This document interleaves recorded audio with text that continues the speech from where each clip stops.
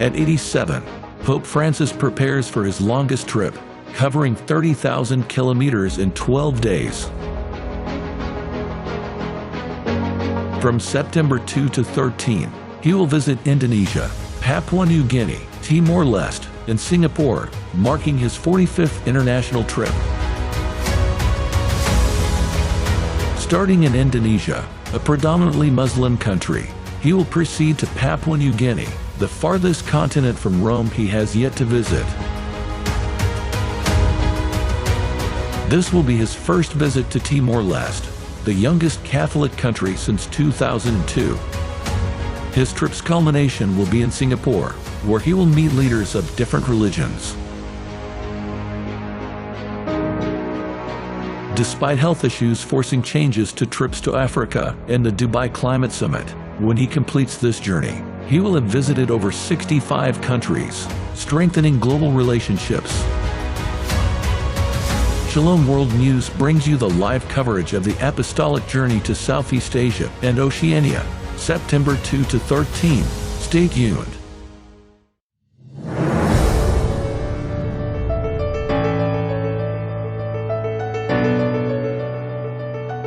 Pope Francis embarks on his 45th Apostolic journey, visiting Indonesia, Papua New Guinea, Timor-Leste, and Singapore in early September.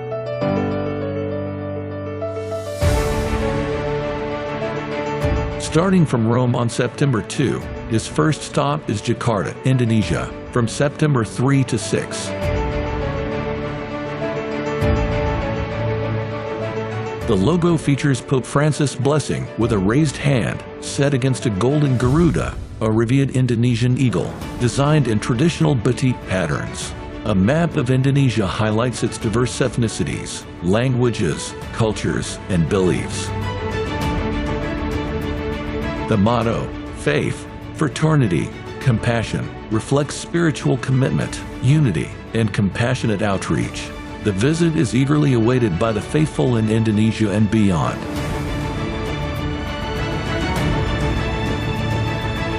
Shalom World News brings you the live coverage of the Apostolic journey to Indonesia, September 3rd to 6th. Stay tuned.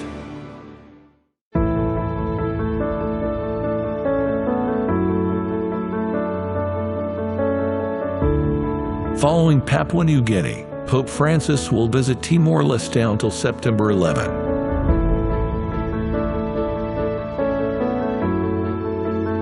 The visit's logo shows Pope Francis' blessing with a raised hand against a globe from which a map of Timor-Leste emerges.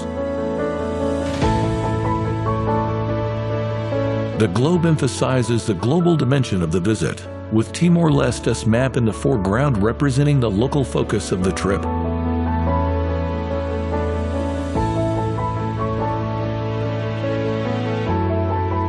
The motto for the visit, "May your faith be your culture," encourages the Timorese to integrate their faith with their cultural traditions. This message highlights the value of enculturation, urging the faithful to live out their beliefs in harmony with their rich cultural heritage. The Vatican describes the logo as a symbol of the Pope's blessing and the protection he brings to the Timorese during his journey.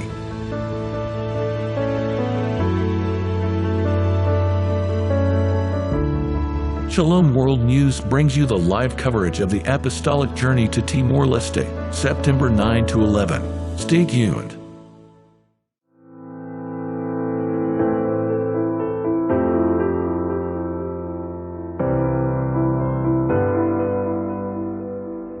As part of the Apostolic journey to Asia and Oceania, Pope Francis will visit Papua New Guinea from September 6 to 9.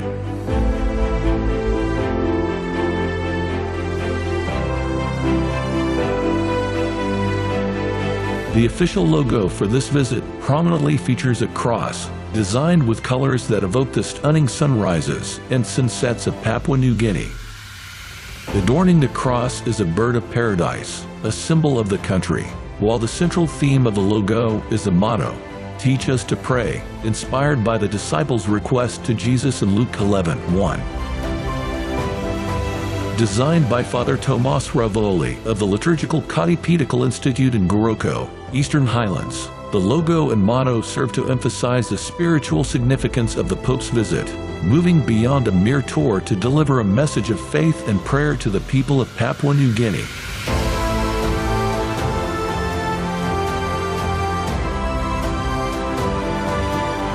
Shalom World News brings you the live coverage of the Apostolic journey to Papua New Guinea, September 6th to 9th.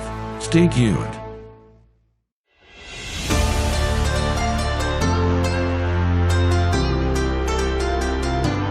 Papua New Guinea, an island nation in the southwestern Pacific Ocean, gained independence from Australia in 1975.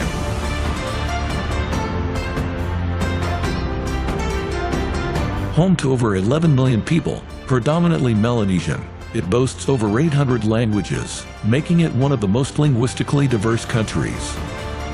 English, Tok Pesan, and Harimotu are the official languages.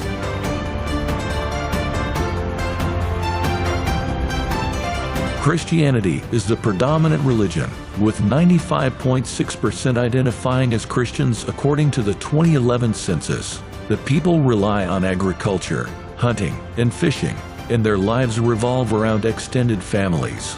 Rich village cultures are prominent throughout the nation. The Holy Father's 3 days visit holds significance not only for the spiritual community, but also for the nation's global image. Shalom World News brings you the live coverage of the Apostolic journey to Papua New Guinea, September 6 through 9. Stay tuned.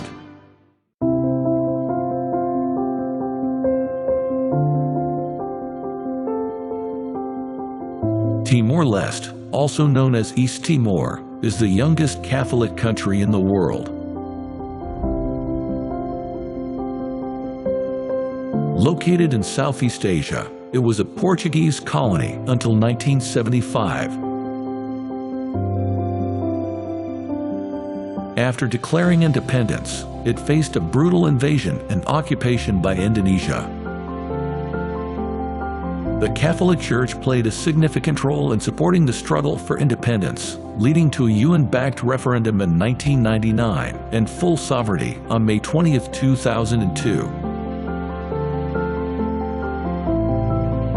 With over 95% of its population being Catholic, the Church remains central to the nation's identity. Bishop Carlos Ximenes Bello and Jose Ramos Horta, key figures in the independence movement, were awarded the Nobel Peace Prize in 1996. Pope Francis is set to visit Timor-Leste, celebrating Mass at the Tasi Tolu complex in Dili, marking 25 years since the referendum.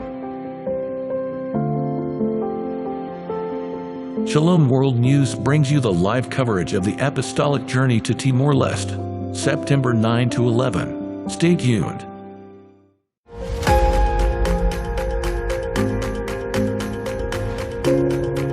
The earliest presence of Christianity in Indonesia was traced in Sumatra in the 7th century. Historical records also suggest the visit of Franciscan missionaries to Indonesia, known as the world's largest archipelago with over 13,000 islands. First baptisms in the country were ministered in 1534, and subsequently, Catholic communities were established in the Moluccas, Amboina, and Ternate. Franciscan missionaries visited the vast archipelago, and Jesuit missionary Saint Francis Xavier stayed in Indonesia for 14 months between 1546 and 1547. Despite suppression by the Dutch East India Company in the 17th century, Catholicism persisted. The Indonesian bishops participated in the Second Vatican Council, leading to significant growth post-independence. Today, Indonesia has 29.4 million Christians, marking the second largest Christian population in the Muslim world.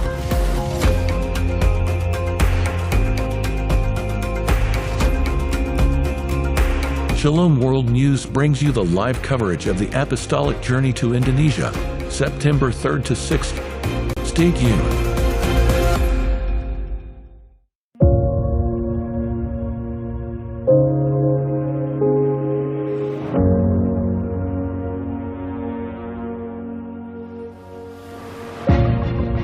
For the first time ever, a pope visited Singapore in 1986. St. John Paul II came to the country almost 38 years ago during his Asia-Pacific tour.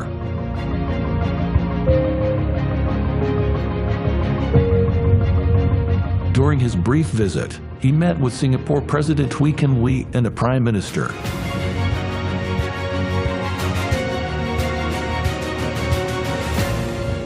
At the National Stadium, Pope Jean Paul II celebrated Holy Mass, which was attended by more than 70,000 people.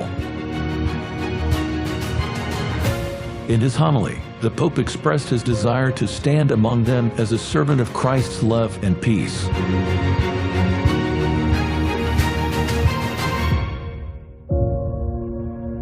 Singapore will welcome a pontiff of the Catholic Church for the second time when Pope Francis pays a 3-day visit to the country. Shalom World News brings you the live coverage of the Apostolic Journey to Singapore, September 11 through 13. Stay tuned.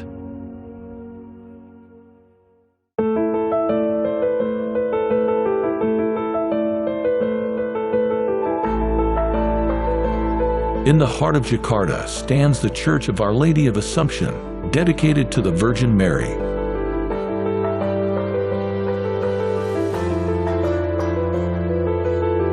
This neo-Gothic Roman Catholic cathedral, officially known as Gereja Santa Maria Diangka Kislega, was originally built in 1829 but collapsed in 1890.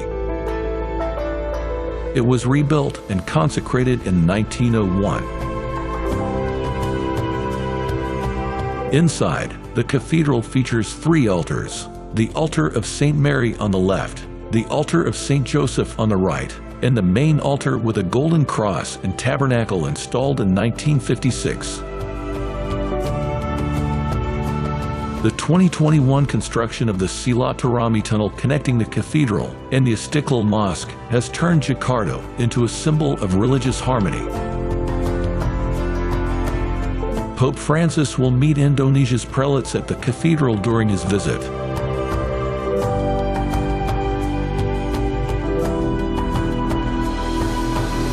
Shalom World News brings you the live coverage of the Apostolic Journey to Indonesia, September 3rd to 6th. Stay tuned.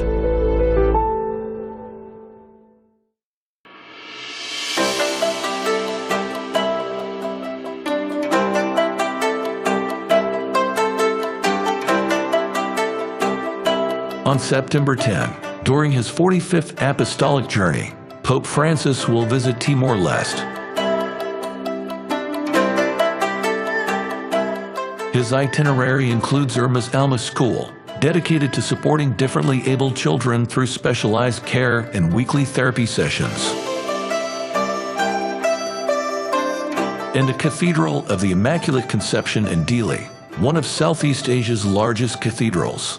Consecrated in 1988, this cathedral blends modern and traditional architecture and symbolizes Timor's journey to independence.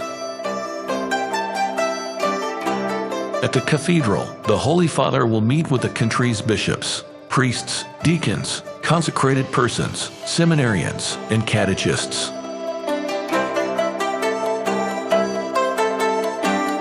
The day will conclude at the Esplanade of Tachi Tolu, where Pope Francis will celebrate Holy Mass, with over 70,000 faithful expected to attend.